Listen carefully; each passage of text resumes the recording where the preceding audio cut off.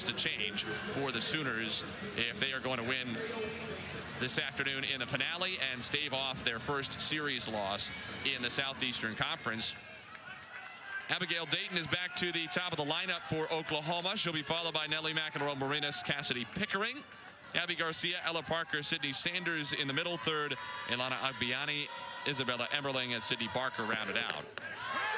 And Sam Landry will get the ball for Oklahoma again, just as she did in the first game when she was magnificent.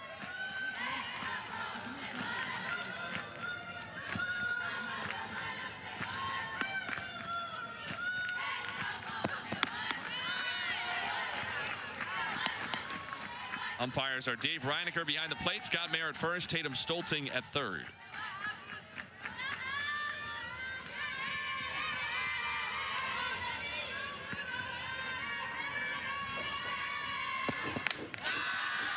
Up and away, 2-1. Dayton hitting .320 this year. She has a homer and 3 batted in. She scored 31 runs. 1 out of 4, a couple of walks in the series. And it's 2-2.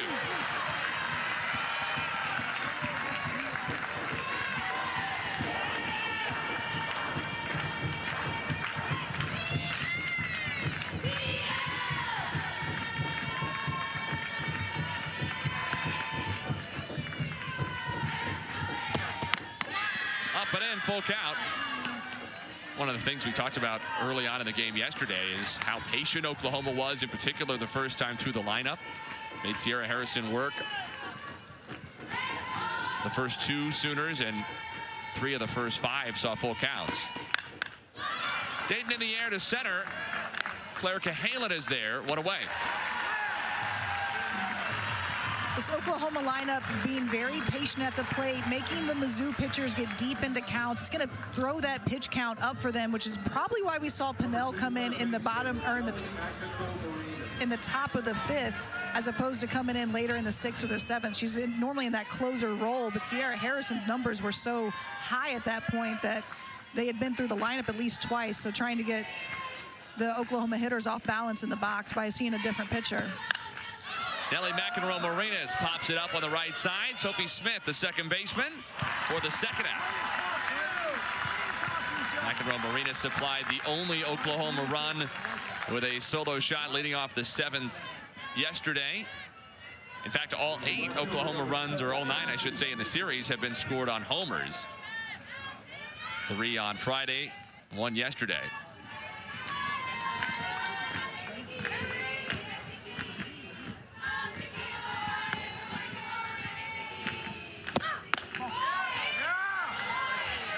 Ball 1 to Cassidy Pickering.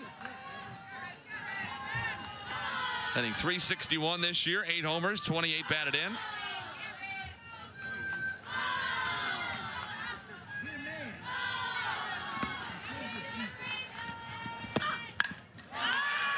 What can Marissa McCann do to mix things up, especially the first time or two? She'll want to get through at least 1 time of the Oklahoma order, preferably twice, but they already saw her a couple of times on Friday. Well, we saw McCann on Friday. She wasn't mixing in her changeup as much as she needs to be successful against a team that can hit the ball as well as Oklahoma can.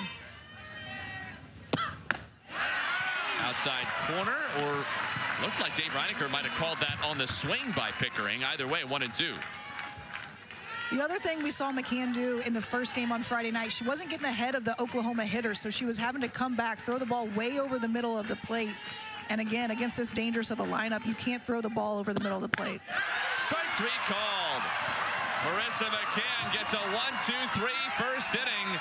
Missouri, Oklahoma, as she was on Friday when she threw 5 one-hit innings in a shutout 8-0 win for Oklahoma in 5.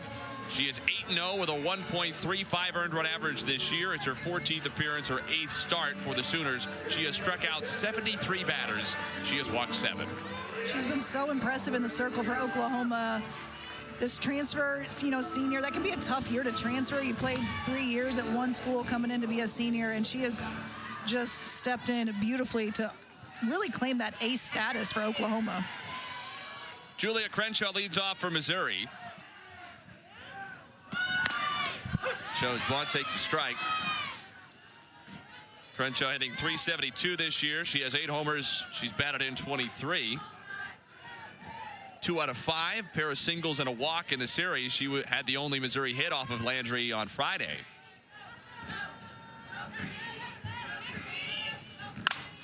Down the left field line, foul.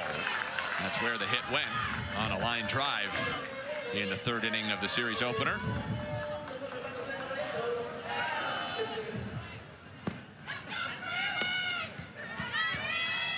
Crenshaw really the catalyst to this Missouri lineup. She offers so many different options. You saw her show bunt there to lead off the game, but she has a lot of pop off her bat. Has a lot of RBIs for a leadoff hitter.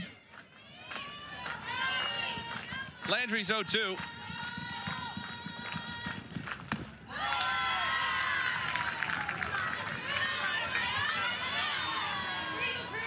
She struck out 4 and walked 1 in those 5 innings on Friday. Also hit a batter and allowed 1 to reach on an error.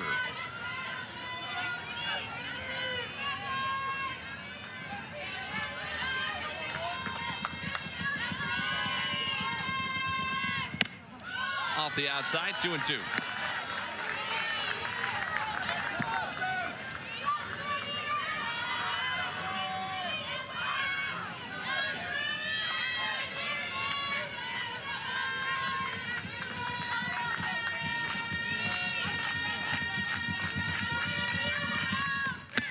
Crenshaw swings and misses, and Sam Landry picks up with a strikeout.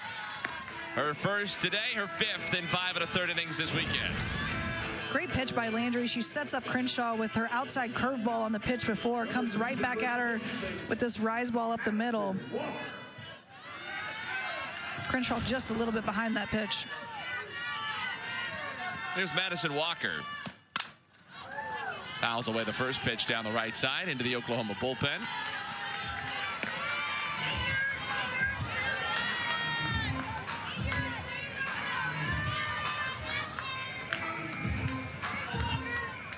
Walker hitting .267, a team high 13 home runs. 34 runs batted in this year.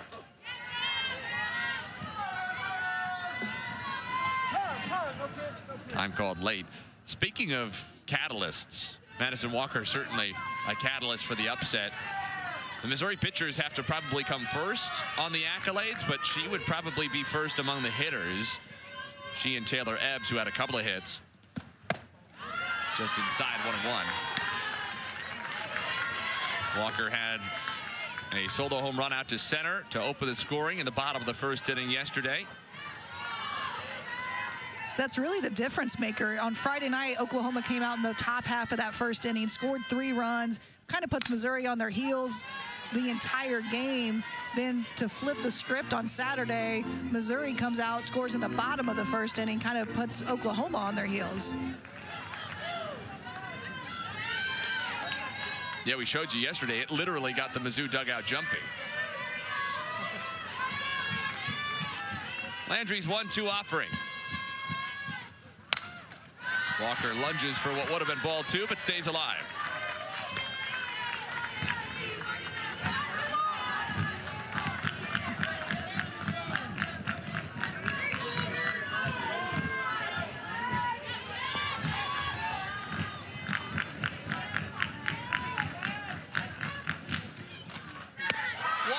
And misses. Back-to-back strikeouts for Landry, getting Crenshaw and Walker to open the first.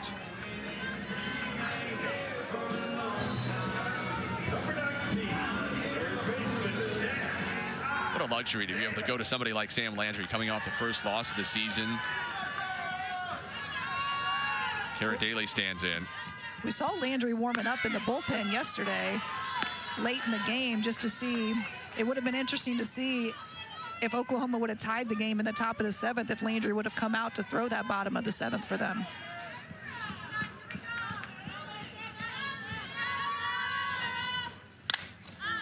Kara Daly pops it a mile high and out of play.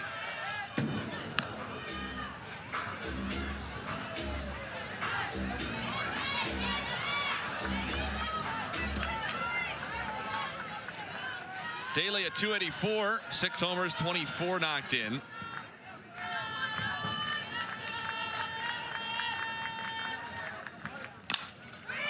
Chopper to third. McEnroe Marinas can't handle the short hop, but it's an infield hit for Cara Daly. Her first hit of the series. She'll take it however she can get it. Daly kind of beats this ball into the ground. Able to get that's a tough play for McEnroe Marinas to come in on that ball. To have any shot, she's going to have to get it before it hits the ground that second time. So here's Taylor Ebbs.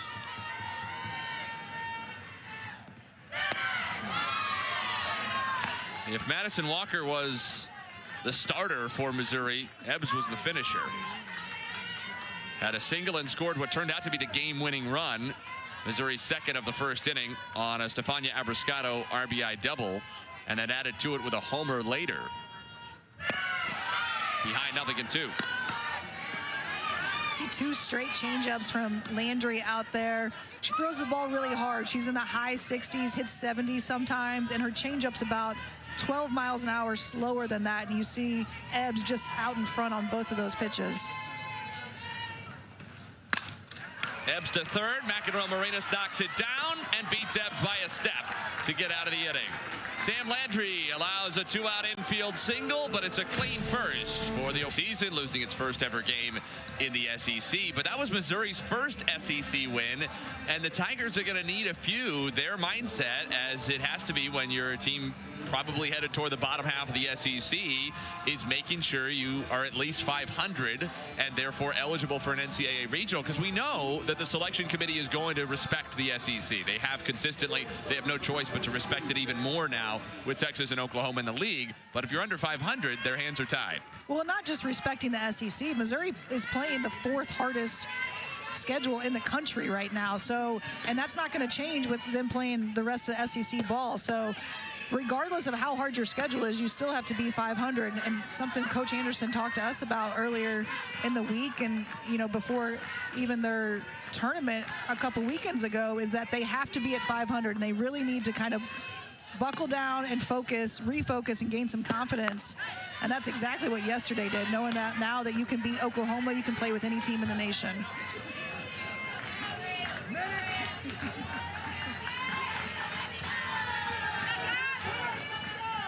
Two balls, no strikes on Gabby Garcia, the Sooners' cleanup hitter. She's batting at .405 this year, 10 home runs, 27 RBIs. She'll be followed by Ella Parker and Sydney Sanders in the OU second.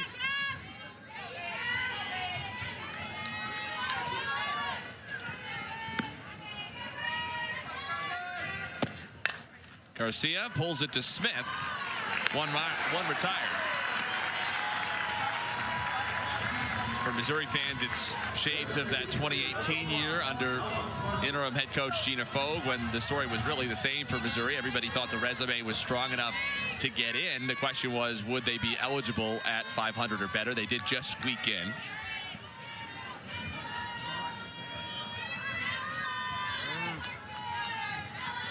Here's Ella Parker. .453 hitter this year, 5 homers, 26 batted in.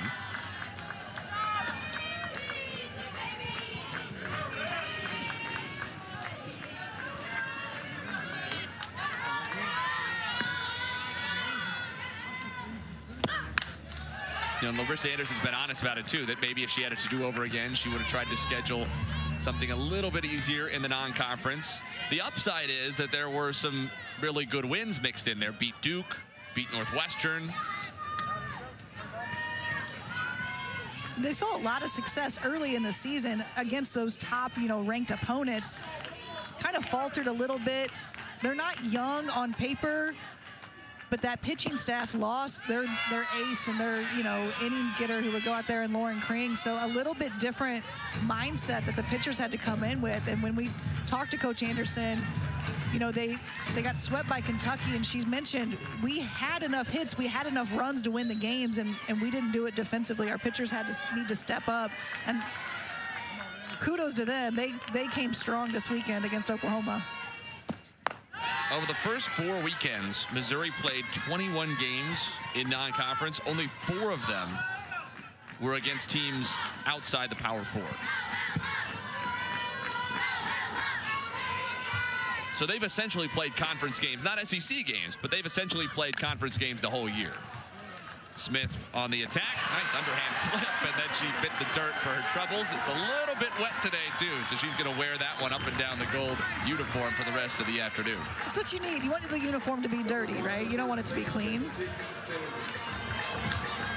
But I think it was Chipper Jones used to say, I never felt like I was in the game until my uniform had some dirt on it. I think he changed that stance in his 30s. That was, he said that in his 20s. I don't know that he felt that way at 36, 37 years old.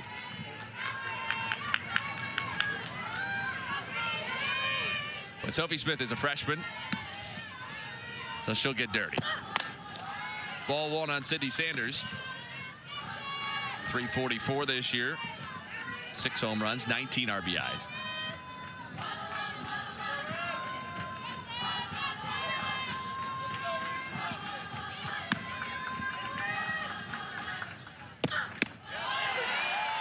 That need to get to 500 made Missouri getting swept in Lexington a couple of weekends ago to open SEC play against Kentucky all the more painful, especially because they lost those games by 2, by 1, and by 3. All were winnable games. And frankly, all were games where if they'd gotten half the pitching performance they got yesterday, they would have won easily.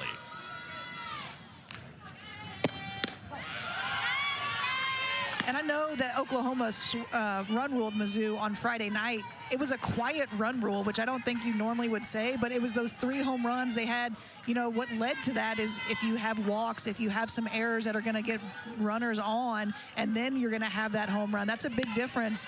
You saw the 1 home run yesterday from Oklahoma, but just a single run home run, and that's going to keep you in a ball game. Yeah, I think in some ways it shows you how fine the margins are if you are a home run-centric offense, because Oklahoma run ruled in 5 innings on Friday in a game that didn't feel that lopsided, and then lost 3-1 in a game where it didn't feel their offense was terrible. They had similar traffic in both games on the base paths. They just didn't get the big hits yesterday. Full count on Sanders.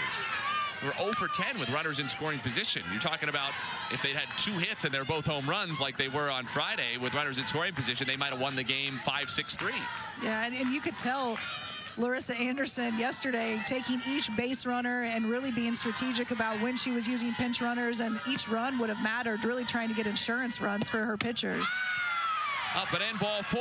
Oklahoma has its first base runner on a 2-out walk to Sanders, one that will frustrate McCann because she was in the driver's seat there. Number 50, second baseman, Ilana Agbayani. Brings up Ilana Agbayani, who's been very good in this series. For the year, she's hitting .355 with a homer and 22 RBIs. She is 3 out of 5 with a walk and a double across the first 2 games of the weekend. Off the corner, ball 1. And it's the first at bat with runner on base for Oklahoma in this game. That was the issue yesterday, no question. They had 1 hit with runners on, none with runners in scoring position.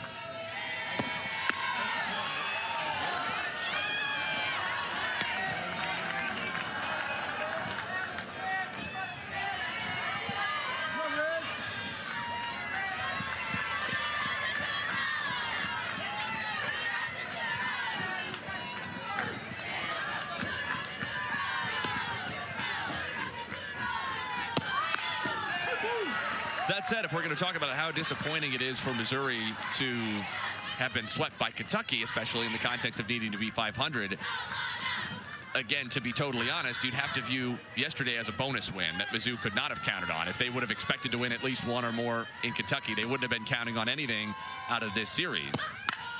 Agbayani down the left side and foul. Not that they didn't think they could win, but you'd be crazy to come into a series with 28-0 Oklahoma thinking, oh, we'll get at least 1. That's not something you're automatically going to put in your win column of, oh, I know we can get 1, I know we can get 2 of these.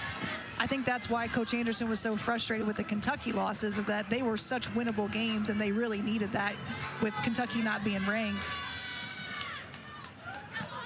Does say a lot about the depth of the SEC that one of only a couple of unranked teams in the league is the first one to hand Oklahoma a loss.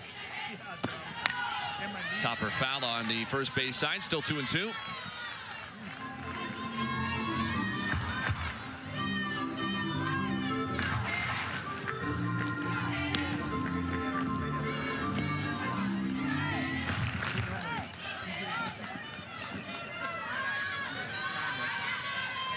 2-out walk to Sanders. She's at first.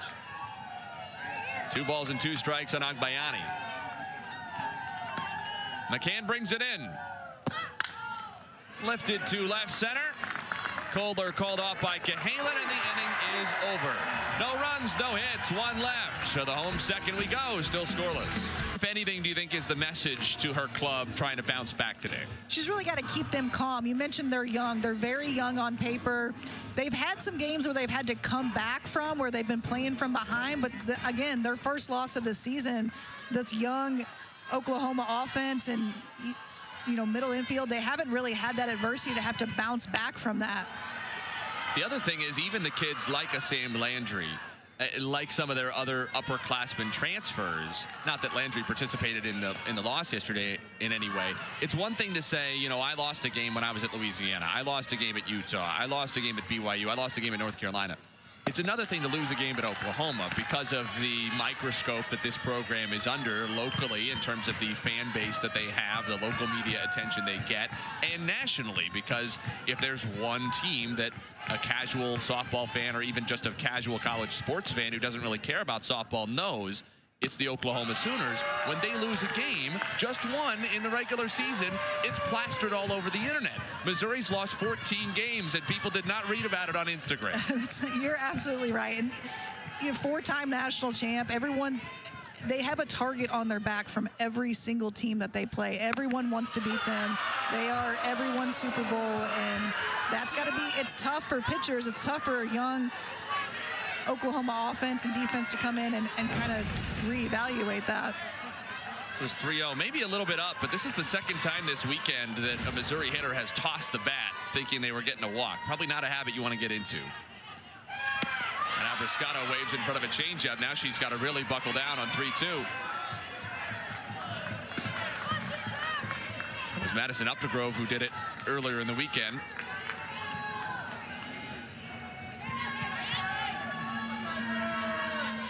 Landry's payoff. Abriscato waves and misses, and from 3-0 down, Landry comes back for a 3rd strikeout early on today. Landry's changeup has been so good for her today. It's really throwing Missouri off, especially with 2 strikes. You see Abriscato out in front there, can't hold up on that ball. That's out of the zone, definitely ball 4, but she's been so good with this changeup. It's really hard to lay off. Strike to Madison Updegrove. Hitting .246, 2 homers, 9 batted in on her freshman campaign. She is hitless in 4 trips in this series.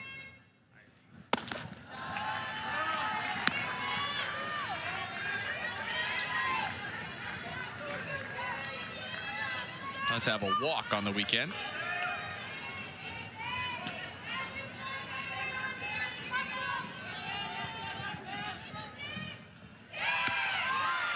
One and 2.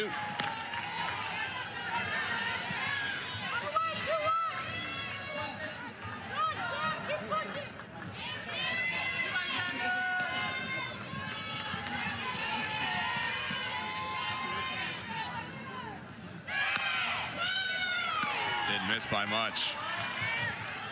Patty Gesso had a word or two from the first base dugout for Dave Reinecker. I think you're wondering if the 3-0 pitch to Abriscato was a strike. Where did that one miss?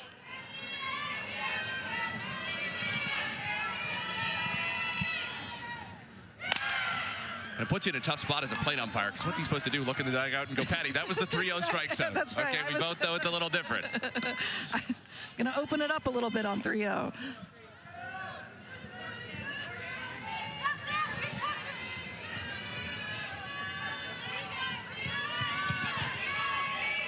Landry's 2-2 again.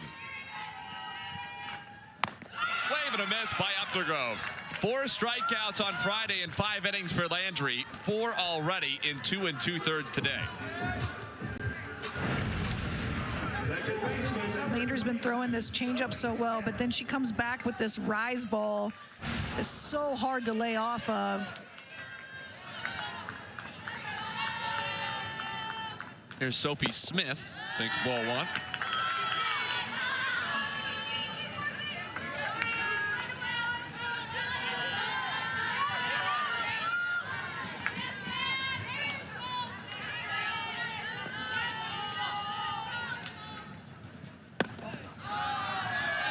Smith is 3 out of 18 so far in limited opportunities of her first year.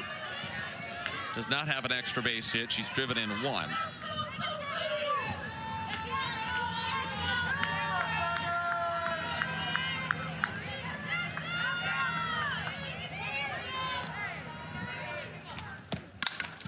Driven to right field, well hit to the wall. It is off the base of the fence. The first career extra base hit for Sophie Smith, and she's in scoring position with 2 out. Great at bat by Sophie Smith. Takes this outside pitch from Landry and goes that direction with it. She did such a good job sitting back in the box, not trying to do too much. Landry throws so hard, she really just has to get a good swing on it.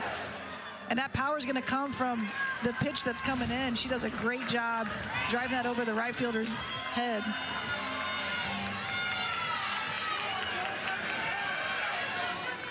So now Addie Kohler,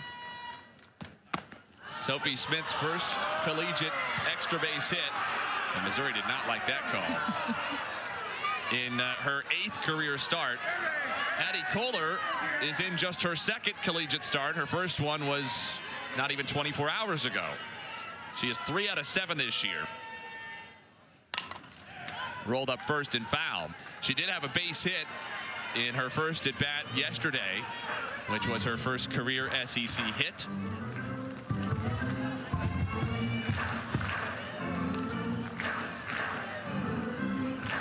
1 for 3 in the series, 1 out of 4 in her SEC career. Had 1 at bat last year in the league in March against Tennessee and struck out. Looks much more comfortable at the plate this season. Wave and a miss by Kohler. Landry gets a 5th strikeout and in fact K's the side around a 2-out Sophie Smith double. We go to the 3rd, no score. Not that she's needed the help. Landry has 5 strikeouts through 2 frames. Meanwhile, Oklahoma has just 1 base runner against Marissa McCann. It was a 2-out walk to Sydney Sanders in the 2nd inning. So 8, 9, and 1 are scheduled here against McCann. Isabella Emmerling, the catcher, is the first to hit. Sydney Barker and Abigail Dayton will follow for OU in the visitors' 3rd.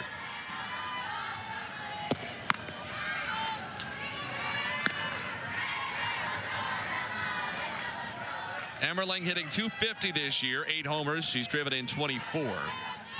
Only has 1 other extra base hit. She has 1 double. So when she connects, it usually leaves the ballpark. In fact, nearly half of her hits are homers, 8 out of 17. Coach Gasso mentioned she's got this big swing. So with the big swing is going to come big results. But also, if it's not going to be that big result, you're going to see a lot of strikeouts. You're going to see a lot of high fly balls with the misses on the swings. And she's only struck out once. She's 0 for 5 in the series, but only 1 has been a punch out. Sort of atypical for Emmerling. Generally, if she's putting the ball in play, she's going to get pretty good results. It's the putting the ball in play that sometimes is problematic.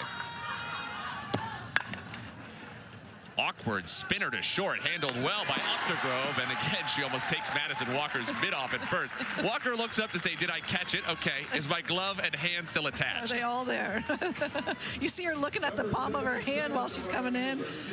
Updegrove has a great arm over there at shortstop. That ball looks like a routine ground ball, but the spin coming off of that bat was really funky and weird. Updegrove does a great job staying down on it. And there's no doubt that she's going to get that ball over to first base in a hurry. Sydney Barker now the number 9 hitter. Freshman batting .344. She has 4 homers, 22 batted in. Hasn't been an every game starter for the Sooners. It's her 15th start out of Oklahoma's 30 games. You know, the other thing on the Updegrove point is it's one thing to have a great arm. It's another thing as a freshman who's getting the opportunity again at shortstop in a series like this to not be afraid to rip it. And she has been ripping it. She has not hesitated at all over there at shortstop, which sometimes as a shortstop, you just have that mentality. Even if you're a freshman, it doesn't really matter to you. You're still going to have that mentality. We've seen Updegrove play a little bit of second base, which sometimes I think that throw from her at second base is a little, it's so hard, it kind of throws the first baseman off. McCann's 1-1 delivery. Looked like a slightly hesitant swing from Sydney Barker, which is something Patty Yasso said to us during the game yesterday when we talked to her in the middle innings. She felt like their swings were hesitant. They were late as a result. They just weren't swinging with intent, which is unbelievable because you'd think they'd be brimming with confidence. The season they've had, the numbers they put up, all the wins. That's a little bit of the youth showing, and even, you know, some of their upperclassmen are transfers, so it's a little, they're not necessarily the leaders that you would expect them to be because they haven't been with the program as long. So a little bit of that youth showing yesterday when they weren't as successful in the, you know, early innings, kind of waving at some pitches that we didn't see on Friday night. It's a good point about probably wanting to be in a program for a little while before you feel comfortable leading. Nelly McEnroe-Marinas wears the C this year, just a redshirt freshman, had not played in a game for OU. In fact, you'd think, assuming somehow she doesn't get stripped of the captaincy at some point, which would be a shocker, if she plays her entire career at Oklahoma, she'll probably never play a game without the C. Barker pops it up, foul ground near the plate. Daly makes the call and the catch. Good assertive play by Kara Daly, because that was going to be really tricky for Julia Crenshaw if she had to try to go for it. And I think that's where you see that leadership come in from Daly. We've seen her playing a little bit of shortstop. She has been most comfortable at third base, really established herself as a great defensive third baseman. Great job coming in, calling off Crenshaw. That would be an incredibly hard play for a catcher to turn around and make that catch. Top of the order, Abigail Dayton. She flied to center her first time.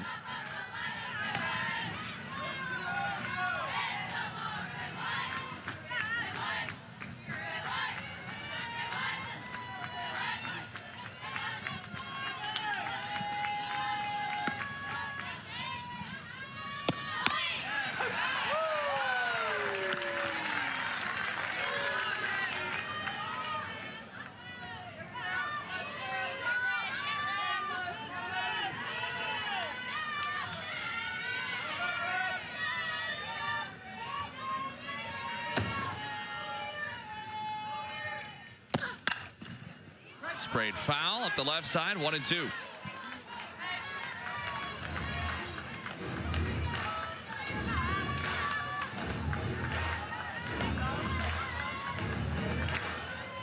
Patty Yasso has the heavy coat on today. This is more the Columbia, Missouri temperatures she remembers, although it's warming up as the sun comes out. But it was a feels-like temperature in the 30s this morning. Little off speed, and Dayton held up, 2-2.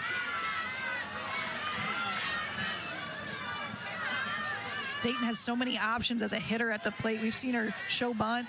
She can slap. She got down in the count 1-2. Now you're seeing her stand still there as a hitter to be able to swing away. Inside corner, strike three call. 1-2-3 inning for McCann. Bounce. An infield single by Kara Daly in the first inning. A double off the right field wall by Sophie Smith in the second.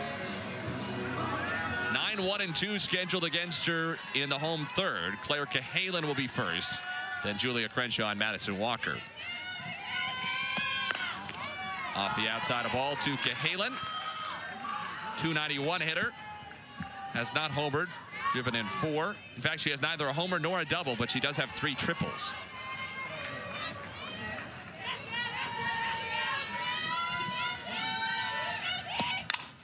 Hard hit to second, but right at Garcia for the out. Should say at Agbayani, and there's one away.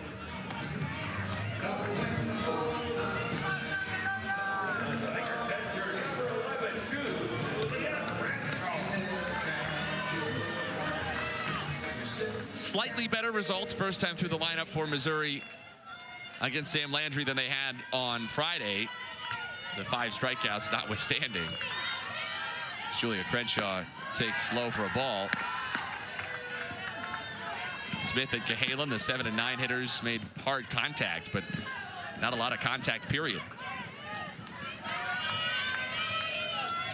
Crenshaw struck out her first time.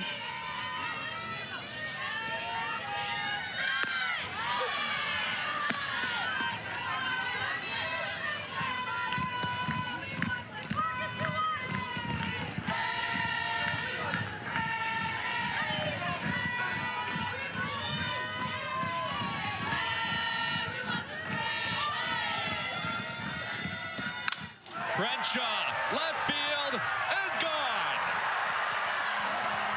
For the second day in a row, Missouri strikes first on top-ranked Oklahoma.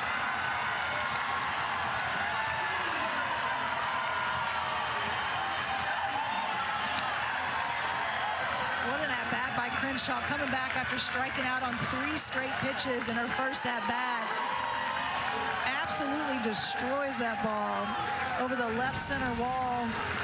Landry leaves this rise ball up just a little too much in the zone for Crenshaw. She manages to get on top.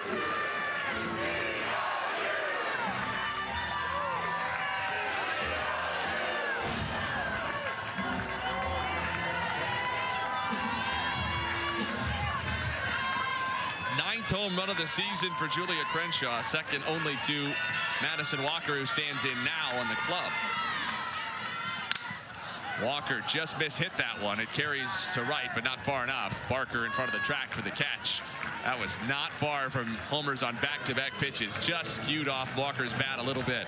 We've seen Madison Walker be really aggressive at the plate. It definitely paid off yesterday for her in her first at-bat. She is first, second pitch swinging when she's going up there, knowing that the pitchers are trying to get ahead of the hitters. Like Landry has done such a great job of getting ahead of hitters. So as a hitter, if you can go in with that mindset of this is what I'm looking for, I'm going first pitch. And the wind is blowing out to right field again today, although not nearly as hard as it was on Friday evening.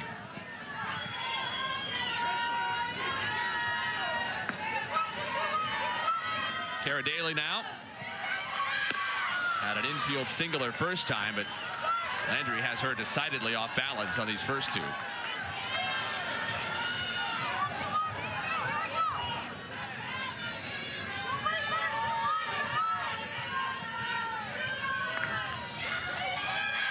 Shows you how much can change, though, second time seeing even an elite arm like Landry, because it took a while Friday before she was having to mix it up at all. Her velocity was just blowing Missouri away. That is not the case today. No, she was not. She did not have to rely on her changeup hardly at all on Friday night. We've seen her throw that pitch a lot in these first 3 innings. Everybody clap your hands.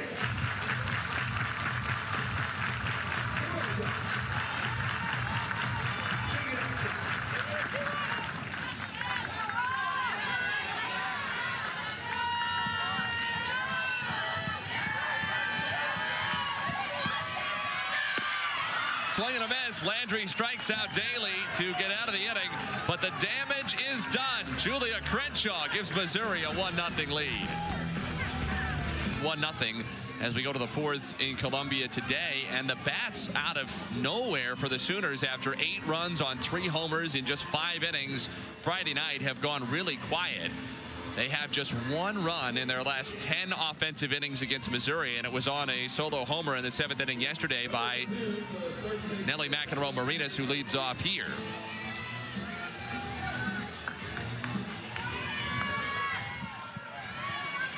McEnroe-Marinas popped up to the second baseman Smith back in the 1st inning.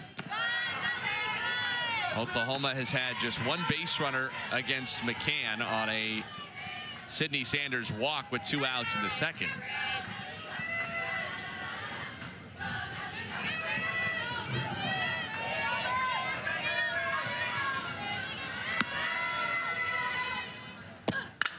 Driven, center field, way back and gone.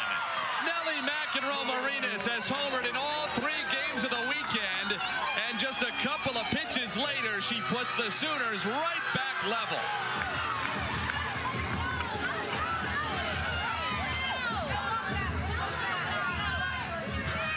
McEnroe-Marinas does such a good job at the plate. She's such a deadly hitter, has a lot of power. McCann has to leave this ball over too much of the white of the plate after getting down 1-0 in the count. Does a great job of just driving that ball right back up the middle. The first Oklahoma hit is a big one.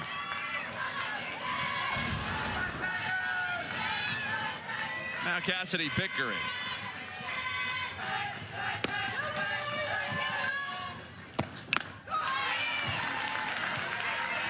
How about the captains at bats that we've seen from Nellie McEnroe-Marinas this weekend. It's one thing to be captain mowing down mid-majors in non-conference. It's another thing to be captain after losing a first game of the season and falling behind the very next day. And as a redshirt freshman, she's not even like your typical captain who's going to be a junior or senior who's going to come in. She earned that right as a redshirt freshman after not playing last year and really has led this Oklahoma offense.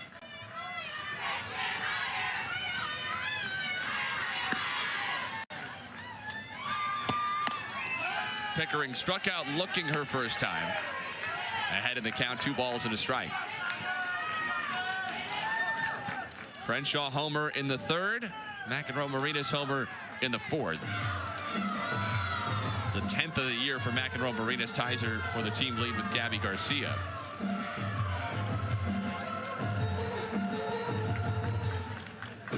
And one apiece in the 3 games this weekend. She's now 4 out of 7, 3 homers, and was hit by a pitch in the series.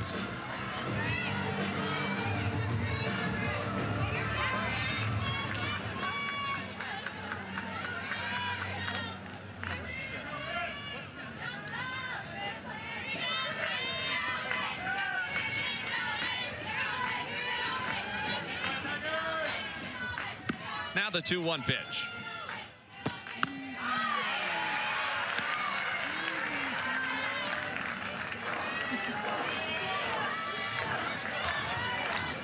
Ten runs for Oklahoma this weekend. All have scored via the long ball. 5 homers, 3 of them off the bat of McEnroe-Marinas. Pickering waves and misses. She strikes out for the 2nd time in as many at-bats today. First out in this 4th inning.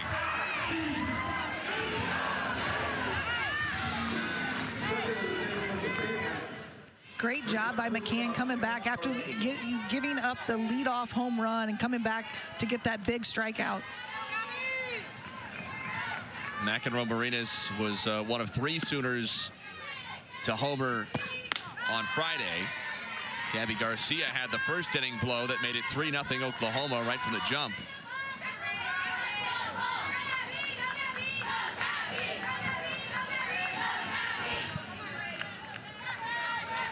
Ella Parker had the 3rd and final home run for Oklahoma. Though that was not against McCann. That came off J.C. Cruzy, who came out of the bullpen in the 5th.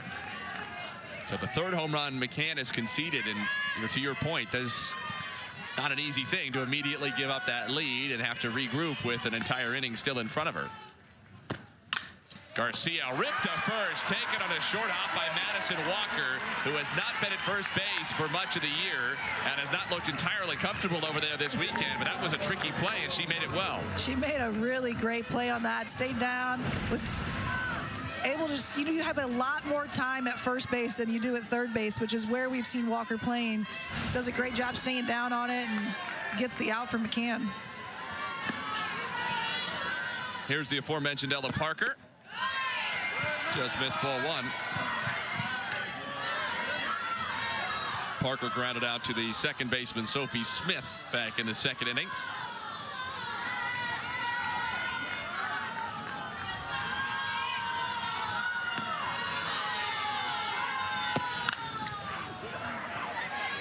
Into the Missouri bullpen, where Sierra Harrison is up and loosening.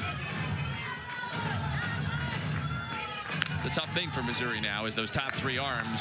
Oklahoma's seen them all. And although Harrison pitched well 4 scoreless innings in her start yesterday, they weren't exactly easy innings. Oklahoma went very deep into counts with Harrison. Harrison, runners in scoring position. She'd come up big with a strikeout or to get a ground out pop fly, but a lot of very long innings for her out there. A lot of pitches that she had to throw.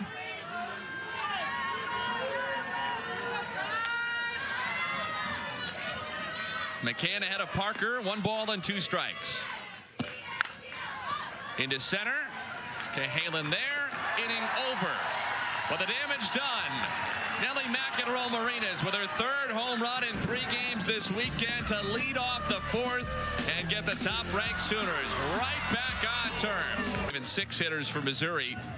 Taylor Ebb, Stefania Abrascato, and Madison Updegrove.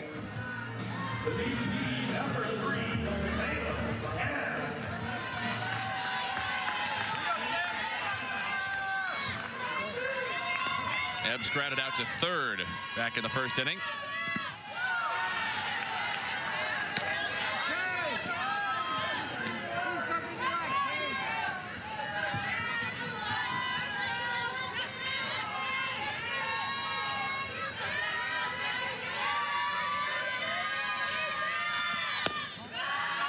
Just missed 2-0.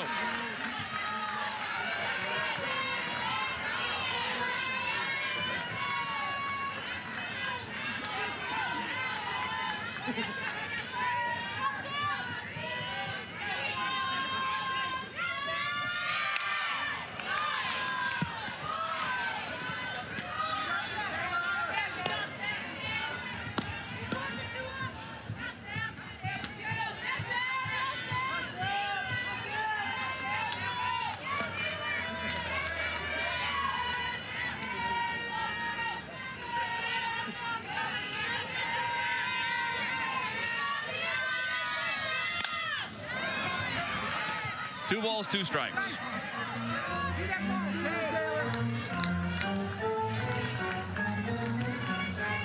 Ebbs started this at bat ahead in the count 2-0, then kind of took a half swing on that next pitch, which if you're ahead in the count 2-0, you got to know exactly what you're looking for and go at that pitch hard. Now fouling 2 pitches off, you're back even in the count 2-2.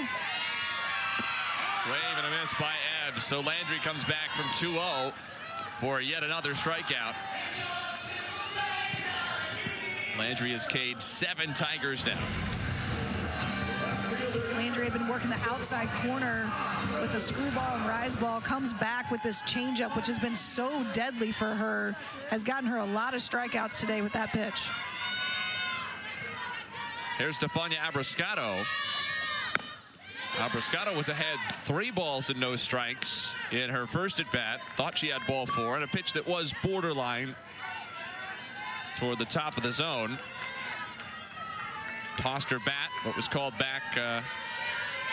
Dave Reinicker, the home plate umpire, said strike 1. Grounded to short. Garcia, 2 down.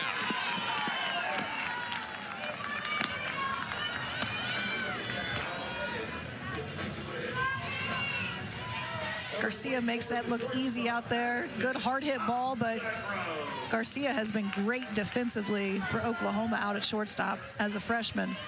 Yeah, a couple of freshman shortstops. Obviously, Garcia offensively is in a different place early in her career than Madison Updegrove, who has done some good things at the plate for Missouri the last couple of weeks. But Garcia is playing at a level that essentially no freshman in the country is, at least hitting the ball.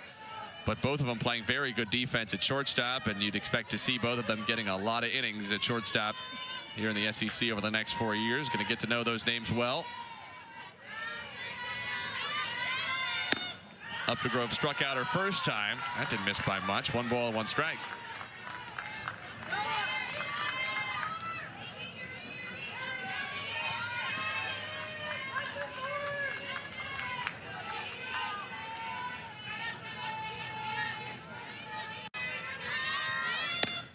One and 2.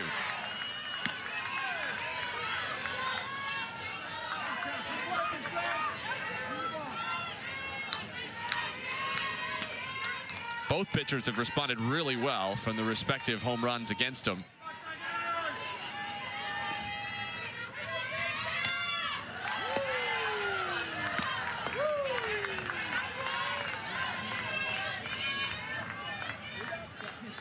McCann gave up the leadoff home run at the top of this inning to McEnroe Marinas. Responded with 3 Sooners straight retired. Landry has put down 4 straight with a couple of Ks since the Crenshaw homer.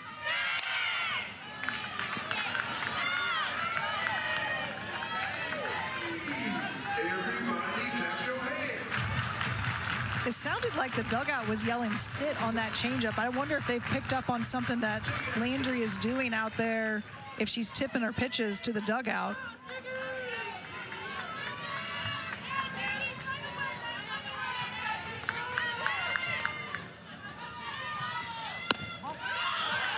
Little flinch. 3 and 2.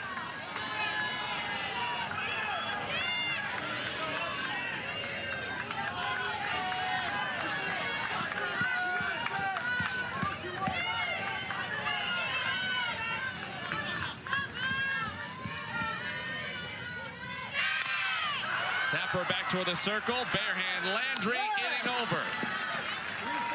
5 Tigers in a row retired by Landry since the homer. 1-1 after 4. By retiring Pickering, Garcia, and Parker. 3, 4, and 5 in the Oklahoma lineup in order to get out of that 4th inning. And she'll face 6, 7, 8 now in the 5th. Sydney Sanders, Ilana Agbayani, and Isabella Emmerling. In some ways, it sort of underscores what we talked about on Friday, which was that Marissa McCann, despite giving up 7 earned runs in less than 5 innings of work, did not pitch poorly. Sanders takes a strike.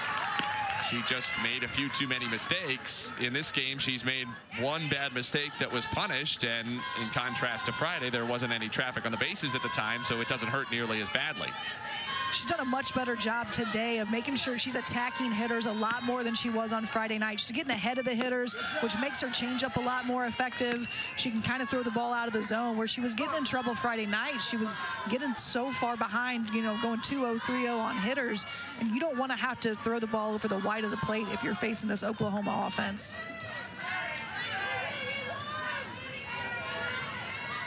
One ball, 1 strike on Sanders. She walked her first time. That was with 2 outs in the 2nd.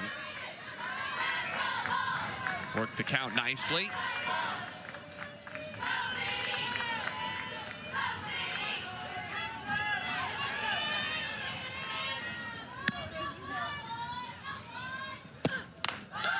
Up high, 3-1.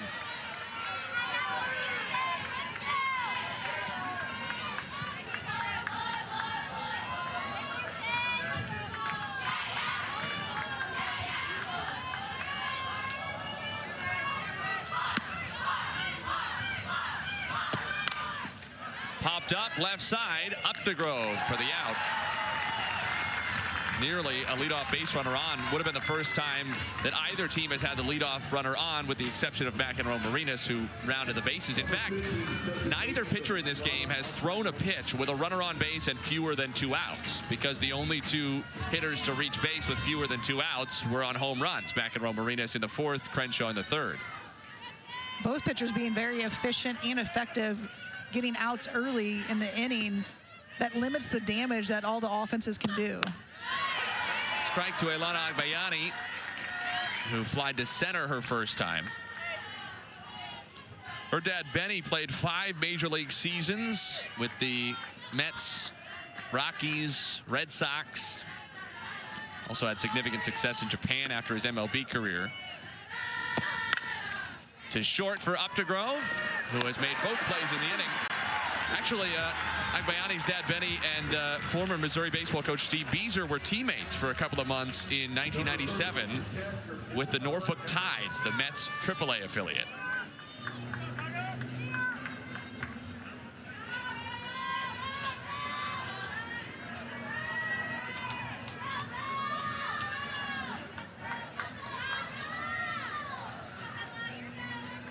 Two down for Emmerling.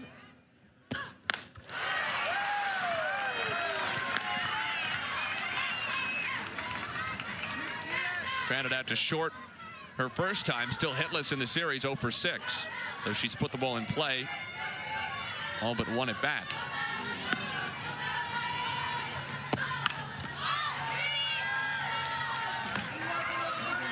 Patty Gasso was the coach talking all about trust the defense, don't have to be too perfect, but that's sort of how Marissa McCann has played it today. She has 3 strikeouts, not a bad number, but not overpowering the Sooners by any stretch. She's really doing a great job of relying on her defense, not trying to make the perfect pitch, but making a good enough pitch to be able to get some big-time plays. And there's the strikeout right on cue, her 4th. 1-2-3 inning for McCann yet again. We go to the bottom of the 5th. Still Missouri 1, Oklahoma 1. McCann gets Emmerling. 6 in a row retired by the Missouri right-hander. For Missouri in the climb toward a plus 500 record, which they have as it stands, but of course far fewer non-conference games remaining than those in the SEC. Sam Landry to Sophie Smith, a strike to start the home 5th. Smith, the number 7 hitter, will be followed by Addie Kohler and Claire Cahalan at the bottom of Mizzou's lineup. She had a double off the right field wall her first time against Landry today. 0-2. If Missouri can get this series win against Oklahoma, that would be such a huge statement for them going into the rest of SEC play. After starting SEC play, getting swept by Kentucky, they're able to squeak this one out and get a series win against the #1 team in the nation. That's going to be big time for them in their resume. Yeah, if you're a voter, what do you do with Missouri? 19-14 if they win this game again, which you're not saying they're going to, but if they did, 19-14. But they got swept by Kentucky. It was not especially good compared to the top of the SEC. But then they turn around and certainly take a game and potentially 2 from Oklahoma. Swing and a miss by Smith. Chased that one outside. 8th strikeout of the day for Landry. Well, it's such a testament to the SEC top to bottom, exactly how hard that is going in every weekend. Great pitch by Landry. She throws this great curveball, and to right-handed hitters, that's going to break. It's going to start over the plate. It's going to break out of the zone. It's a really tough pitch to lay off of. Ball 1 to Addie Kohler. She struck out her first time. 1 hit for Oklahoma, 3 for Missouri, although only one of those has really mattered.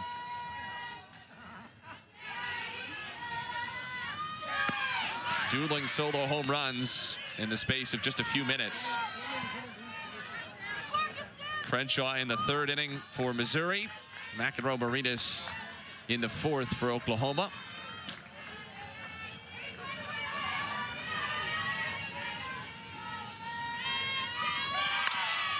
Kohler bunts it foul, 1-2. Other than that, 5 or 6 minute stretch, whatever it was, it's been all Landry and McCann.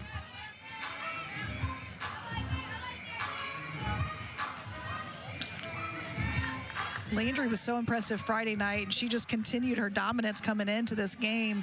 The home run she gave up to Crenshaw was not a bad pitch. It was out of the zone. Crenshaw just managed to get on top of that ball on a rise ball that's going to get, with someone who throws as hard as Landry does, it's a lot easier for that to get out of the park.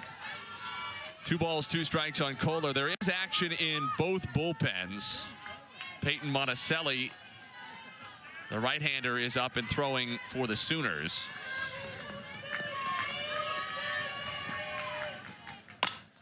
Kohler tops it to short, charging Garcia. Tough play. Kohler beat it.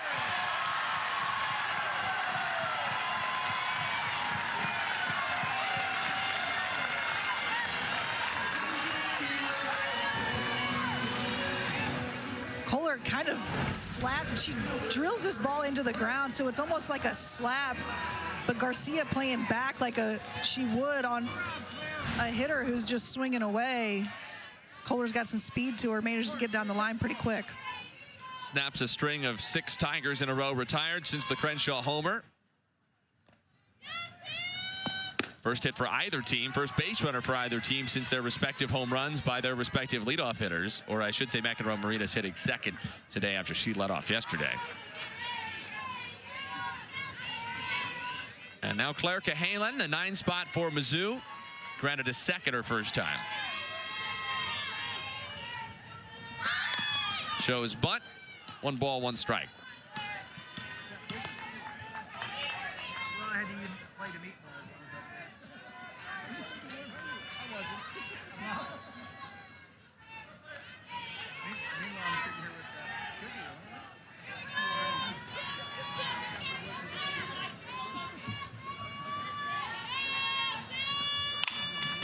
Right side, Sanders gets the force. Relay to first, not nearly in time. Fielder's choice goes in the book 3-6. Kohler retired at second, 2 down. And Julia Crenshaw, the home run hitter, comes to the plate with Cahalan aboard at first. Good heads-up play by Sanders to go ahead and get the go-ahead, or the runner who would have been at second, putting her in scoring position. With Crenshaw coming up, especially, who has a little bit of pop to her bat, doubles are much more likely from her. That's definitely going to score a runner from second.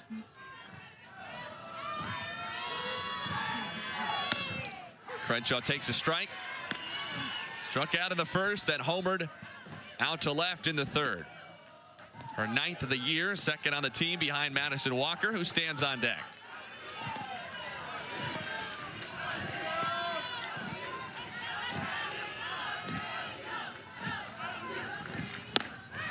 Crenshaw late, 0-2.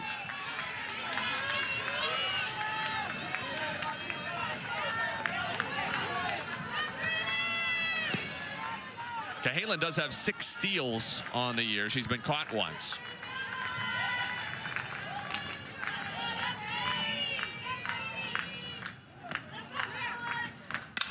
Crenshaw, right field. Barker with the catch, and the inning is over. Missouri gets a 1-out base hit from Kohler. Between McCann and Landry out there doing such a great job in the circle for both teams. One pitch for each has really led to the runs.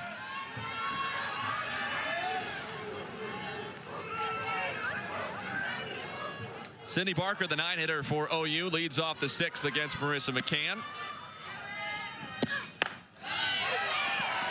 Crowd today smaller than the record, more than 4,100 yesterday, but enough to add up the weekend total to 10,229, which is the most fans ever to see a regular season weekend series in Columbia.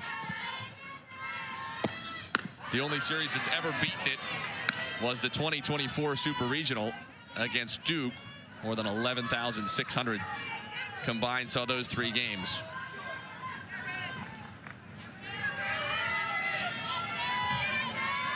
A little chillier today, maybe led to a smaller crowd than yesterday. Yesterday, gorgeous day, great fan support out there, and Mizzou delivered for their fan base that showed up for them.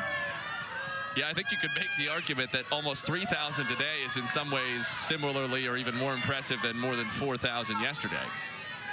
Because it is not softball weather the way it was. Lots of coats out there today. 2-2 on Barker.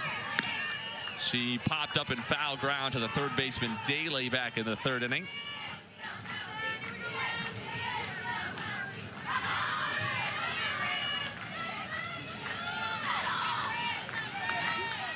McCann's 2-2. 5th strikeout for Marissa McCann.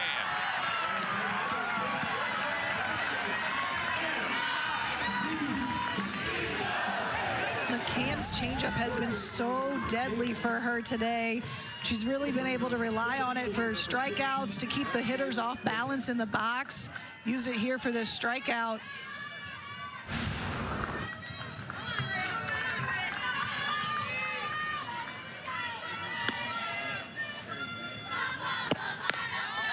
Off the outside corner, ball 1 to Abigail Dayton. Begins the 3rd time through the lineup for Marissa McCann. There is double barrel action in the Missouri bullpen. It's just such a tightrope for Larissa Anderson to walk. Has said that she wants to be more proactive with her pitching changes. Try to switch things up preemptively on hitters. And she has a couple of switch up options out there. Right-hander Sierra Harrison, left-hander Taylor Pennell, who combined for the 7 innings of 1-run ball Missouri got yesterday. Well, we saw yesterday Coach Anderson really had a quick hook with Harrison, who was throwing well, but was going deep into counts, and her pitch count was getting up there. She went to Pennell really early and didn't even let Harrison get into trouble at all. And Pennell came in her closer duties, just started him a little bit earlier in the game. 2-1 on Dayton.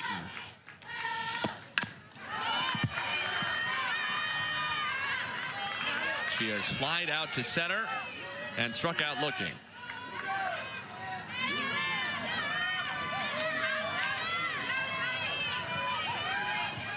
Only 2 base runners for Oklahoma against McCann. A 2nd inning Sanders walk, a 4th inning McEnroe Marinas homer. Low, and it's full on Dayton.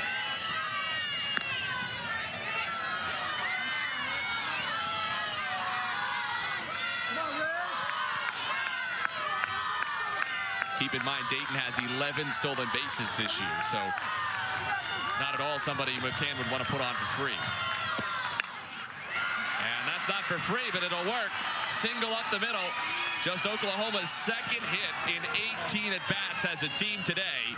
And it puts the potential go-ahead run on base in front of Nellie McEnroe Marinas, who has 3 home runs this weekend, including the big blow for the Sooners in this one. Number 2, third baseman, Nellie Dayton had a great at-bat there when she was able to drive that ball right back up the middle. She fouled off a couple tough pitches from McCann. Coach Anderson now going to go out and talk to her pitcher and her defense, really, just kind of settle everybody down late in the game. Top of the 6th inning, tie ball game against the #1 team in the nation.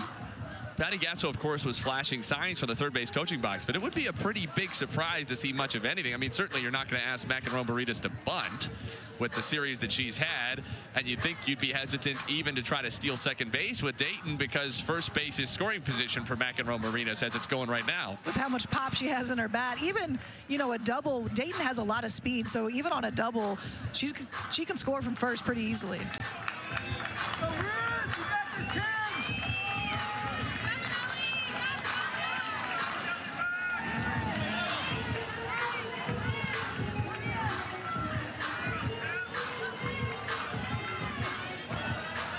Nelly McEnroe Marinas to hit. Cassidy Pickering on deck. McEnroe Marinas has popped up to second and homered. She is 4 out of 8 with 3 home runs this weekend. She pops it up. Up to Grove, fighting the sun, has the catch. She was on her way over to touch second just in case. Just in case. That ball was sky high. The sun a little dangerous out there for the infielders, but Updegrove does a great job making that catch, but she was giving herself a little bit of insurance just by making sure she was close to second base if she had to be. For you, what was the worst or most difficult type of sky to deal with on fly balls? Is it no clouds and really bright? Is it really cloudy and low? No clouds and really bright, especially when, you know, that ball gets really high up in the air. It's really hard to track. Not necessarily hard to see, it's just hard to track that fly ball.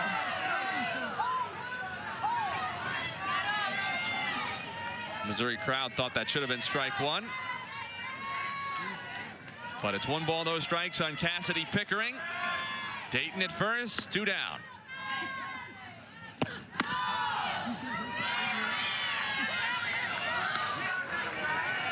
The emotions of these kind of moments in the circle must be so difficult to manage. On the one hand, there's such the relief for her of getting through McEnroe Marinas, who has been so difficult for Missouri's entire pitching staff this weekend, not least Marissa McCann herself. But on the other hand, Cassidy Pickering's pretty darn good. Well, that's really the difference in SEC play against all of the rest of your non-conference games. You can't take a pitch off. You can't take a batter off. It doesn't really matter if you're going to get through one of their best hitters. You still have to come back because at any point with this Oklahoma offense, they can put the ball out of the park. Ooh. Missouri wasn't happy about the first pitch. Oklahoma's not going to be thrilled with that one. 2-2. That ball's outside. Crenshaw set up out there, so you see that she kind of fools the umpire, honestly. She was set up out there, and McCann hit her glove. Pickering, center field, Oklahoma on top. After 2 strikeouts and as many at-bats, Cassidy Pickering takes a 2-2 pitch out to center, and the Sooners lead 3-1. Great at-bat by Pickering after striking out twice and really looking very uncomfortable at the plate against McCann. She's ahead in the count 2-0, comes back, getting it to 2-2. Does a great job on this pitch. It's outside. It's not a bad pitch by McCann. That ball's out of the zone. Pickering just does such a great job with her bat and getting that home run. And that will be all for Marissa McCann. Taylor Pennell, who shut the door for Missouri yesterday in the Tigers' 3-1 win, will instead have to come on again.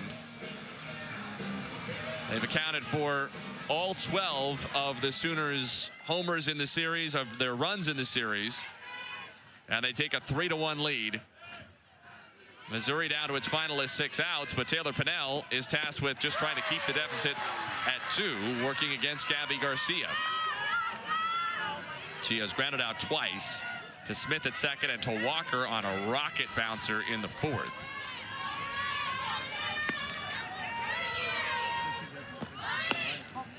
Just off the outside, 1-1. Anybody's guess out there in this inning. Seen a little bit of a moving strike zone, floating.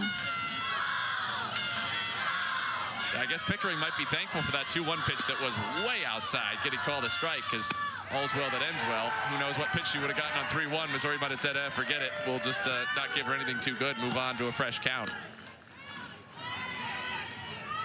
Well, and really, the ball that McCann threw was up and out of the zone that Pickering swung at to get that home run.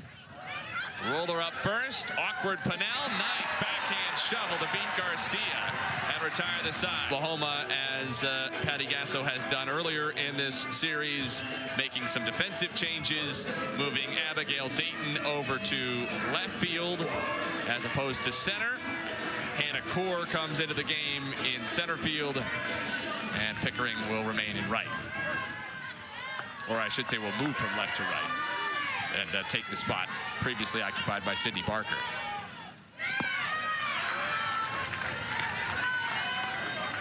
Core is the substitution in for Barker. And she moves into center, causing the shuffling of the corner outfielders. Sam Landry back to work. Now that OU has the lead, Coach Gasso trying to do everything she can to make sure that they keep that lead, right? So defensively becomes a lot more important than your offense at the moment. Well, it shows you how much he values it, too, because Barker's spot, the number 5 slot in the lineup, would be scheduled to lead off in the top of the 7th inning. Ordinarily, coaches make those changes when that spot made the last out or the second to last out. You're going to be able to get 2 defensive innings without having to have that spot come up again, potentially. 1-2 pitch to Walker. Very late, but stays alive. Walker is struck out and flied out to rather deep right field. This is definitely the most pitches that Walker has seen in an at-bat against Landry today. She's been very aggressive in the box. First, second pitch swinging. She's going a little bit deeper in the count here, fouling off some good pitches from Landry.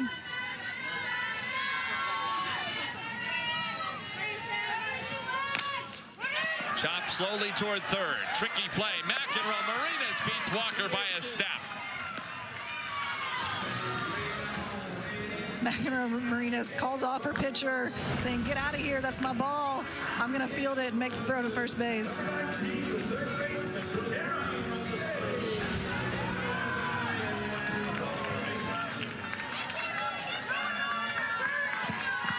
Infield defense has been excellent for Oklahoma entire weekend long. Here's Cara Daly.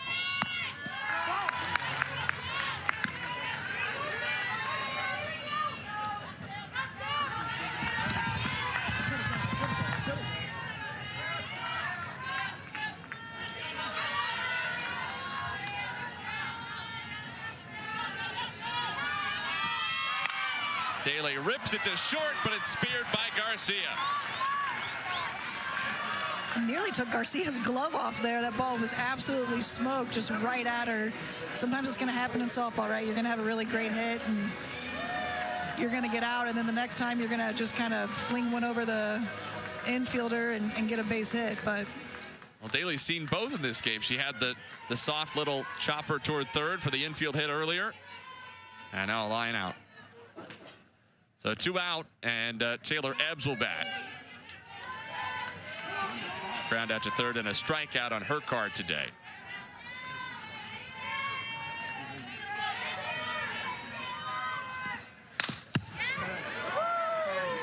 Missouri struck first today, just as the Tigers did yesterday, which is rare for Oklahoma. They score the first run the significant majority of the time, 2/3 of their 30 games now this year.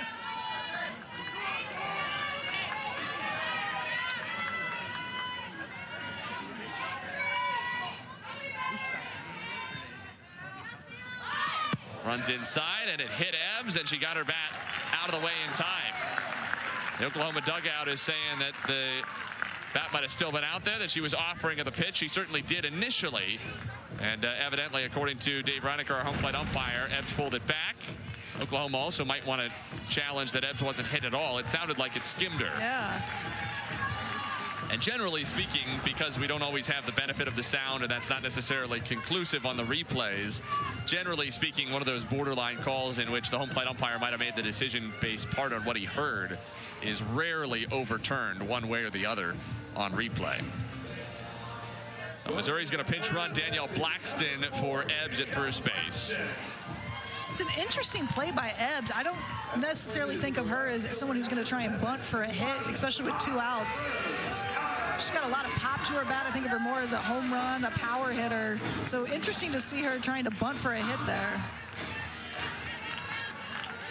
Missouri has had runners on in most innings. Sam Landry's been able to work around them. Just the 1 run on the Crenshaw solo shot in the 3rd. Here's Stefania Abbruscato. Big cut in front of a changeup. Abbruscato was thinking about tying the game. She does have 2 home runs this year, more of a gap power hitter with 10 doubles, tied with Crenshaw for the team lead.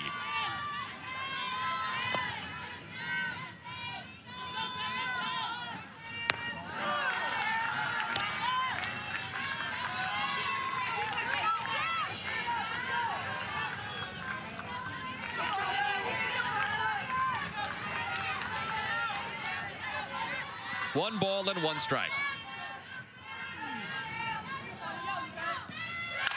Abbruscato down the line, but pulled it foul.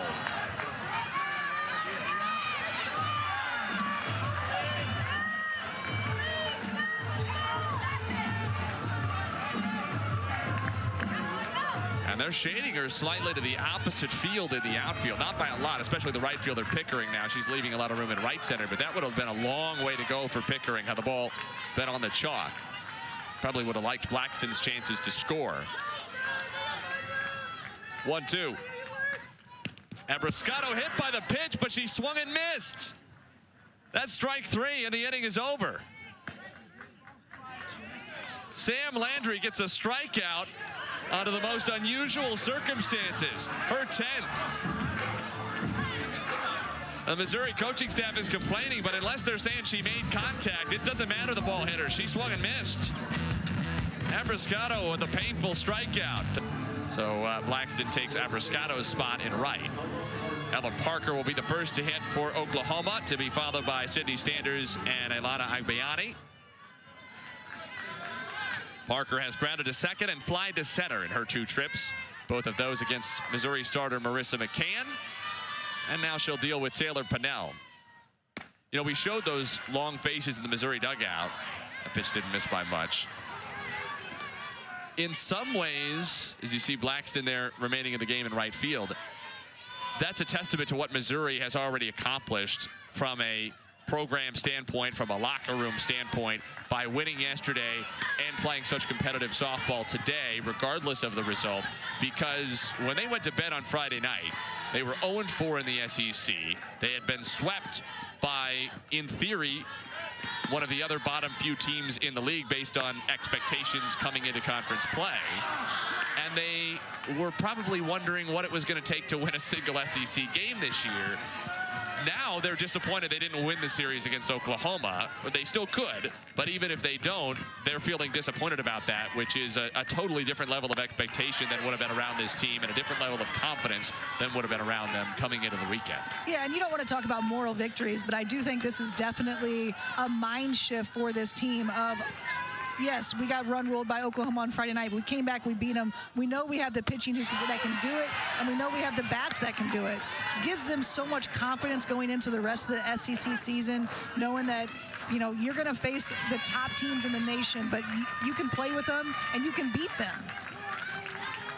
From 3-0 to 3-2, payoff pitch now to Ella Parker. And she'll see another. You know, normally we do preface things that way, but I'm happy to say in this context, if I were a Missouri fan, I would talk about moral victories. I mean, this is, no matter what happens, this weekend has been a dramatic victory for Missouri from a moral standpoint, and they got one actual victory out of it to boot. When I think really the best victory is in the circle for Mizzou. The pitchers have stepped up.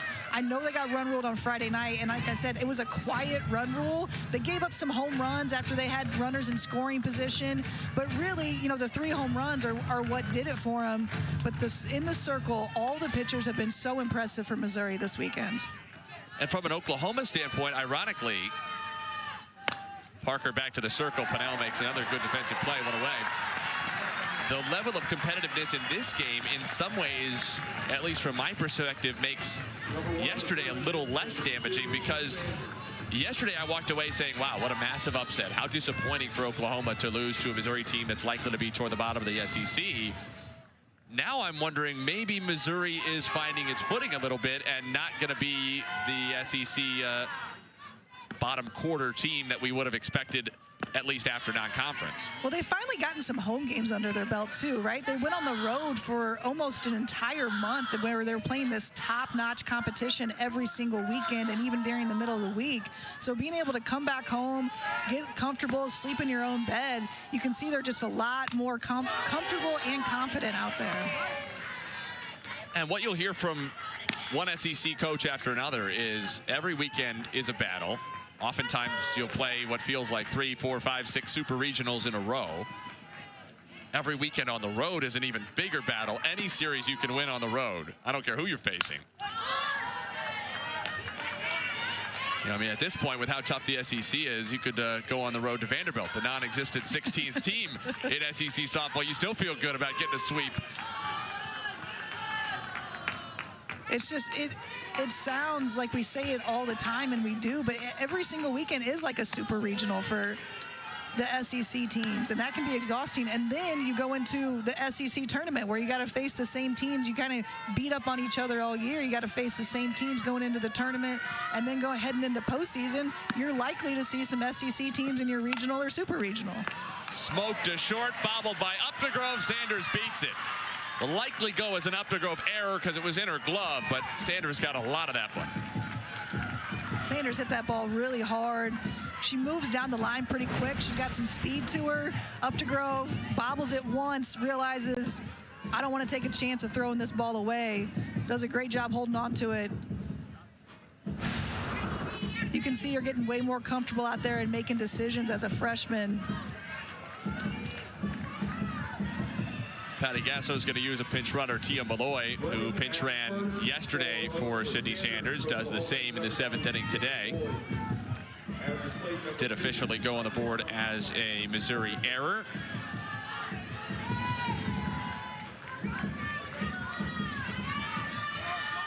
It's only Missouri's 2nd error of the weekend. Oklahoma officially has 3. Though Sanders took kind of a hard luck error yesterday. And then there was the catcher's interference that goes in the book as an error, but doesn't really indicate unclean defense, because Oklahoma has been anything but unclean defensively. Overall, this has been a really high level of softball, especially games 2 and 3. We've seen really good pitching out of both teams. And game 1, we saw excellent pitching from Sam Landry. It was just more one-sided. And really great defense from both teams. I think, you know, when we talked to Coach Gasso earlier in the week, she mentioned she wanted her defense to be clean and sharp, and she really wanted her pitchers to rely on them. Landry's had a lot more strikeouts today than she did on Friday night, but very good, clean, sharp defense from both teams. Jam shot pop-up out of Daly's reach. Be kind of funny if they got on the bus after this game and Patty said, hey, I told you not so many damn strikeouts. Right? I told you, I want you to use your defense behind you.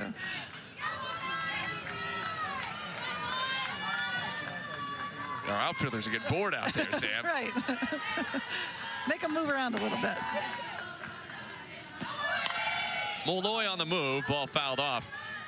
I don't know if I can get away with a second Bull Durham reference in as many days this weekend, but strikeouts are boring, and beyond that, they're fascist. Or some ground balls, more democratic. 2 great quotes from Bull Durham. Oh, yeah, I mean, we're giving people their money's worth, but it's just, you know, it's a little one-dimensional. Inside.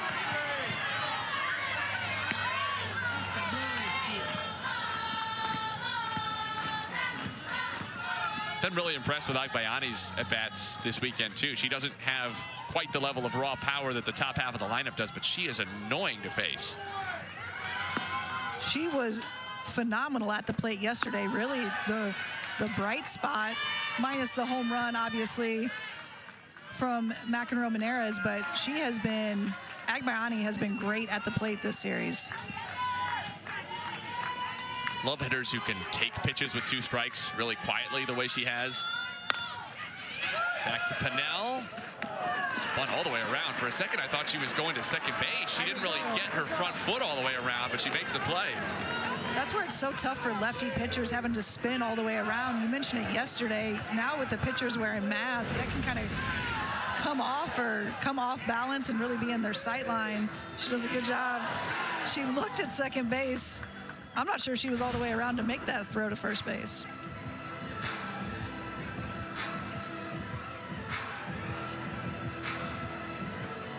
Emmerling is going to be the batter after this visit to the circle by Larissa Anderson. Missouri, if you're wondering, will have 6, 7, and 8 scheduled in the bottom of the 7th inning, presumably against Sam Landry. Madison Updegrove, Sophie Smith, and Addie Kohler, the scheduled batters, who between them have played virtually 0 SEC softball. So maybe there's a possibility of a pinch hitter or 2, but there aren't a lot of options on Larissa Anderson's bench. Abby Hay, the Tigers' primary first baseman, who was so good in all SEC last year as a freshman, has battled some struggles this year, especially hitting for average, and has been out this weekend with an undisclosed injury labeled day-to-day. That's the reason for the defensive shuffling, and Updegrove has played great shortstop. Sophie Smith has been good defensively at second base, popped in a nice double today. Good block by Crenshaw to keep Malloy at second base. So you wonder exactly how Larissa Anderson will handle things defensively.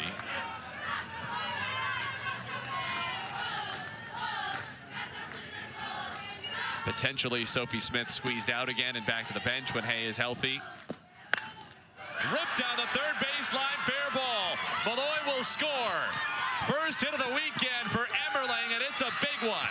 An RBI double, and Oklahoma extends the lead. It's 4-1.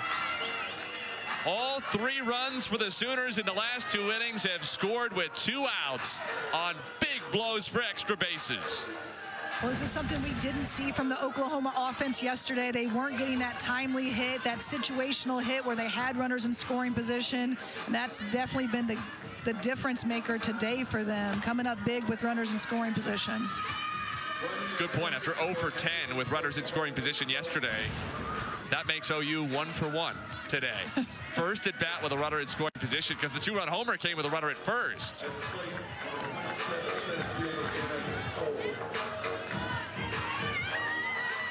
Hannah Core will bat. Oklahoma going to another pinch runner, by the way. Maya Bland is in at second for Emmerling. Might as well unload the bench options. And Core will remain in and bat for herself so that OU can keep her glove in center field in the bottom of this 7th inning. Now with a 3-run lead.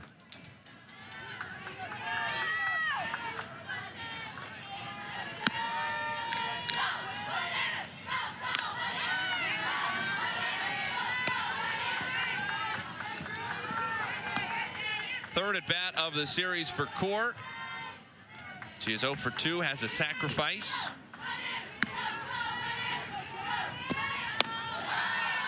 Just low, 2-1.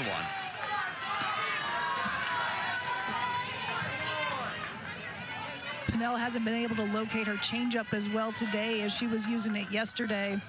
When she can throw that in for a strike, it really throws the hitters off. Sliced into right field, a base hit. In comes Bland to score, an RBI single for Core, and Oklahoma puts up another pair in the 7th to make it 5-1 Sooners. Top-ranked OU getting its revenge after a first loss of the year yesterday.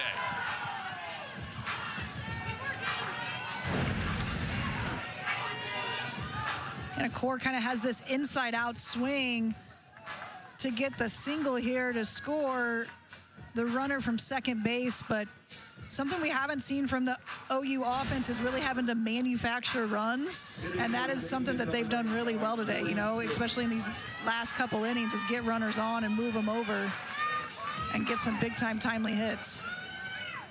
Oklahoma pinch hitter in the number 9 spot is Corey Hicks, who's making her first appearance of the weekend, freshman out of San Jose, California, who got her first career start against East Texas A&M on Wednesday in that run rule Oklahoma victory. She is 0 for 8 with 3 walks on her young collegiate career. She has not struck out, though. Put the ball in play 8 times without a hit. A little unlucky. Ripped into center field, the first collegiate hit for Corey Hicks. And the Sooners dugout goes wild.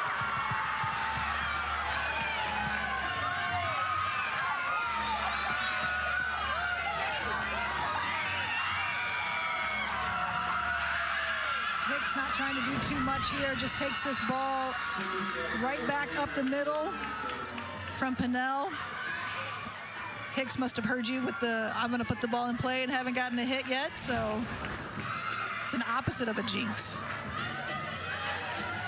How cool is that? And Dayton re-enters right away, so the dugout gets their hands on Hicks for a celebration immediately.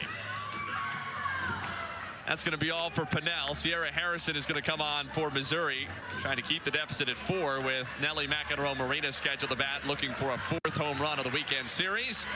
2 Sooners in, 2 Sooners on. And is on with just 1 out left to get Mizzou bats back into the dugout, with the deficit having grown from 2 to 4 in this 7th inning. And Nelly McEnroe-Marinas, the batter for the Sooners, with Hannah Core at second base after her RBI single. And Abigail Dayton, the runner at first, after a pinch hit single by Corey Hicks, the first of her collegiate career.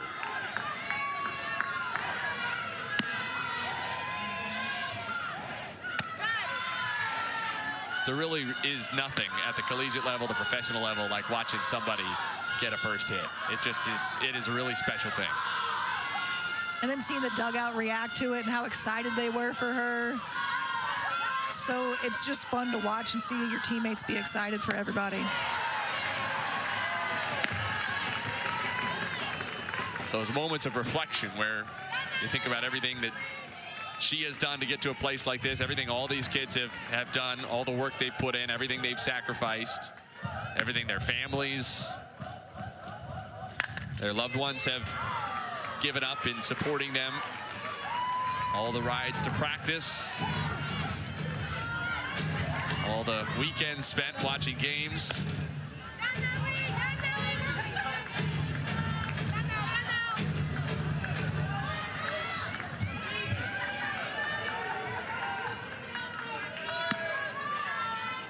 One, 2. McEnroe-Marina stays alive.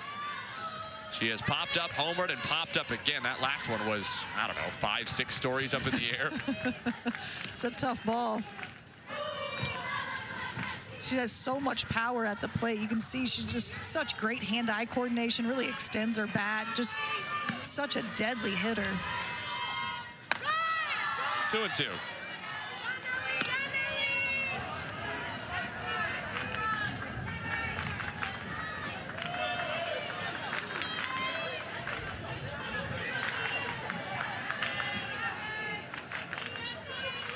Two on, 2 out, and the 2-2 pitch.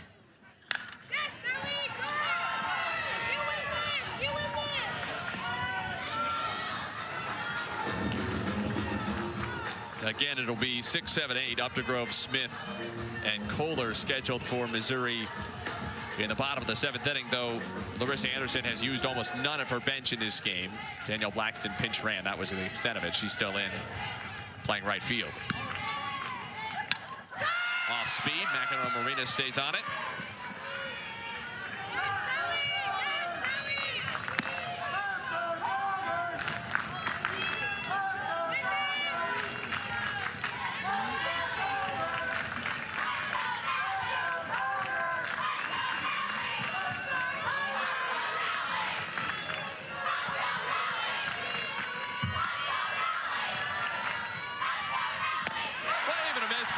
Gabriel Marinas. She goes down on strikes. Harrison does her job out of the bullpen, but Missouri has a job to do with the home. And the Sooners have added 2 runs in the 6th, 2 more in the 7th to go up by 4.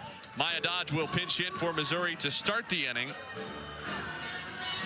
And it looks like we're going to get a second pinch hitter right behind her in Hayden Sokolowski.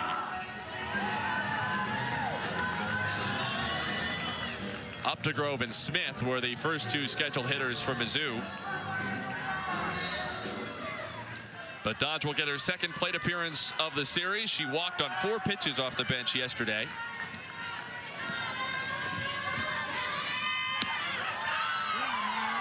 Ooh. Coach Anderson trying to change things up for her offense, seeing if she can get a little bit of spark from a pinch hitter coming off the bench here, doing whatever she can to see if she can get some offense on the board in this bottom half of the 7th.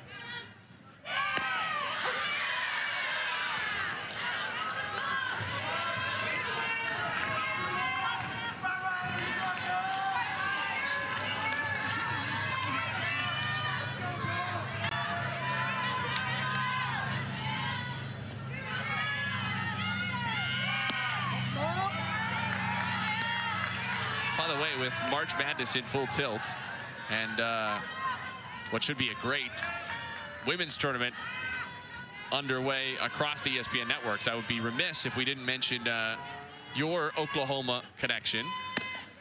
Outside 2 or over the outside 2-2. Your sister, Nikki Hayes Fort, and the Oklahoma women's basketball team got a good win in Norman over FGCU yesterday, and tomorrow afternoon, 3 o'clock on ESPN against 6-seeded Iowa. It's going to be a great series for them. It's a little bit, it confuses my college self to have to cheer for my sister, who's at OU now, and they have a great staff and doing a great job with women's basketball. But very confusing for my former college self. Payoff to Dodge, and she checked her swing and got a piece. Big smile.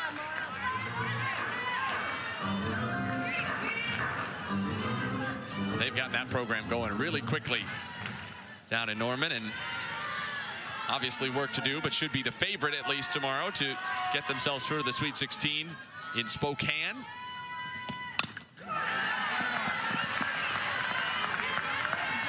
Got a tough Spokane region, though. They pulled USC as their top seed and UConn as their 2 seed. I'm not sure any of those 3 teams are happy that they're all going to have to meet up together.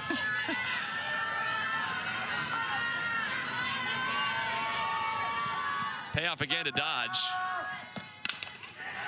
To short, Garcia vacuums it in. 1 away.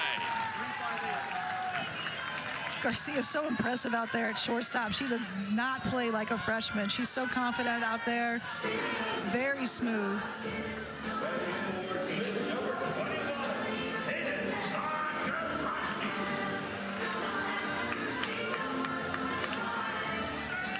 Landry, a complete game, 1-hit shutout on Friday, albeit in 5 innings, with Oklahoma winning 8-0. Here's Hayden Sokolowski. Oklahoma State transfer takes a strike.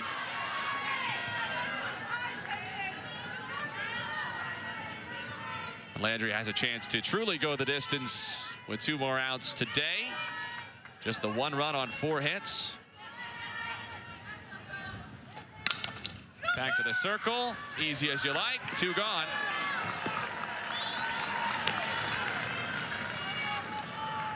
Landry has neither walked nor hit a batter. She has struck out 9. Should say she did hit 1. She hit Ebbs, and really she hit 2 because she hit Abrascato, but she got the strikeout for it. Strikeout with Abrascato swung and missed at the pitch.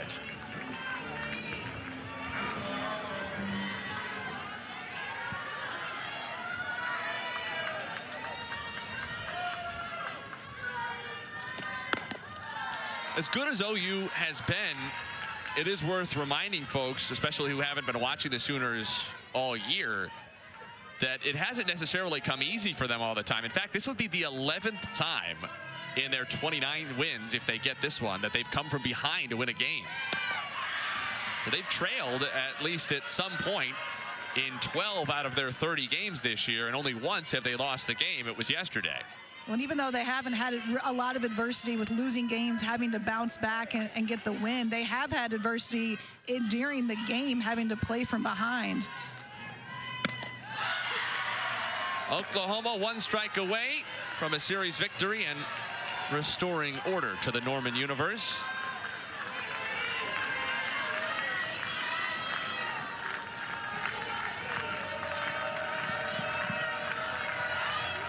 One, two. Kohler to the circle. Sam Landry fittingly finishes it.